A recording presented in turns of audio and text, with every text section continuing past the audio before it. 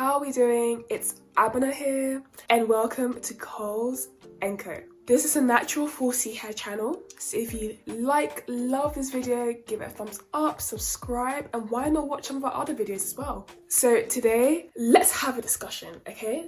There's something I wanted to talk about. A lot of 4C natural hair girls, or type 4 natural hair girls, like myself, we love twist outs. We love our twist outs. We love our twirls. But twist outs aren't the only thing that we can do with our hair. Braid outs are as equally as simple but nice style to have. It gives your hair a certain kind of squared feel. I think braid outs are great. And if I can do braid outs, so can you. I'm not the best at braiding at all. So I'm just gonna go through what a 4C braid out could look like for you, the products I use, show you the technique. So let's get right into it. Firstly, underneath the scarf, I have stretched my hair. I find that when I do my hair and it's already stretched, it actually stretches my hair more, so I get more stretch out of whatever style I'm doing. If I do a twist out on wet hair, twist out will come out looking nice, but it will be definitely be shorter than if I did a twist out on stretched hair. So usually I would just wash my hair, put it into maybe like 2 flat twists, let it dry that way, so dry stretched, and then do a style. Today I didn't have time, so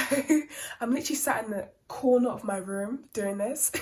I blow dried my hair and then I put my hair into different twist sections. So I'm just going to take the twist sections out, but that's a tip I would give to you to stretch your hair before you do it, especially 4C hair. Our hair is so spiry and coily that it really kind of shrinks back on itself.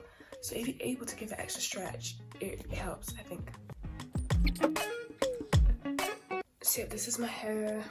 I won't lie, I'm definitely in need of a trim to kind of see this bubble is because my ends are really not the best right now. So I'm just being honest, because if you do a twist out and you twist the end of your hair, it really helps to hide bad ends. But I think when you do a braid out, bad ends show more. I mean, that's a good thing, because then you can say, okay, I know my ends are bad, so I probably have to trim them. I will show you a hack that I use to make sure that even though I'm doing a braid out, it doesn't really show my bad ends. This is hair scissors I only use for my hair. I'm just gonna clip some of these, the ones I can see, not really a proper trim. Now that I've done that, I'm just gonna put my hair up and leave out a part to start doing the braid out. So what products am I going to use? So typically I would use water or water oil mix just to re-dampen the hair a little bit. You don't want to manipulate dry 4C hair. Then I'll go with a twisting defining cream. Right now I'm using, thank God it's natural, Twist and Define. It's really good cream. I really like it. It brings definition whilst keeping hair soft and moisturized. Then some of you would seal with an oil, but because I want to get definition, I would go in with a gel. It's lockdown. I need to get more gels, but for now I'm using the last bit of my bottle for the Jane Carter Solution Coiling All Gels. They actually made this line for type 4 hair, but I really like the gel, except if you overuse it, it starts to flake. Apart from that, it's really good. So now I'm just gonna go in with the products.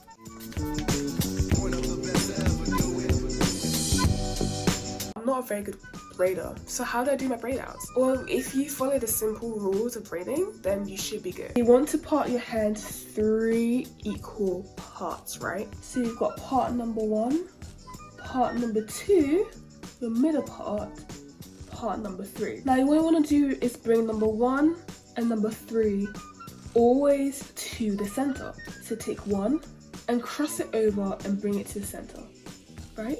So now that's the middle. Now you want to go again with 3 and bring 3 to the center. And then you go back to 1, whichever one is 1 now, and you bring it to center. And now you want to go to 3 and bring it to center. If it's easier, instead of using numbers, you can use left and right, okay? So on your left, you've got this one. On your right, you've got this one. You want to go from left, then you want to bring your right over.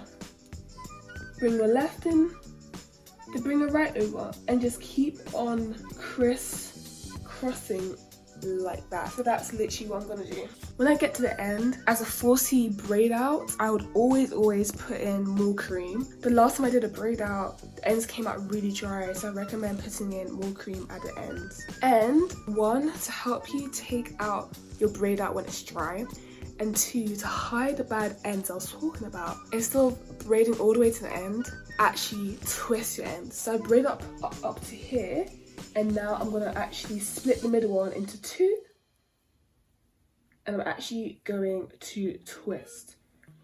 And that's that. So I've done another parting of my hair, and what I'm gonna do now is just gonna do the complete same thing I did to the first braid out to the second braid out. Again, I go in with my water, slightly dampen. I go in with my cream. I make sure I slightly detangle, make sure the slip is in there, and it'll be so much easier when you're braiding that way with the gel. Alright, so we split the hair into three. So you go left, got your middle one, you got your right, left crossover. Then the right crosses over. Feel free to take your time. Left, right, left, right, left, right. So I'm at the end. I'm gonna add more cream. I'm gonna split this into two. I'm just gonna go and twist that up. And there you have it. This is my end result. I've just braided my hair. It's 1:45. I'm going to bed. I'm gonna let this dry tomorrow. I'm laying my hair down the way I wanted to look when I take it out. So I wanted to make it bob. I'm putting this part of my hair down this way and then more of it down this way. The way in which you sleep with your hair or the way you lay down your hair will affect the way it'll come out. So I'll definitely say make sure you set that before it dries. And I'm off to bed. Night. It's the next day. It's the afternoon. I did my hair last night, so it's probably had at least 12 hours, maybe about 20 hours to marinate in these braids. I'm just gonna put oil on my fingers. I'm gonna take them out. I'm gonna see the results. Yeah. Alright. A braid out needs to be taken down very carefully. If you rush it, it will frizz. So make sure you start from the tip. Because I twisted the ends, it's really opening up quickly. Look at that.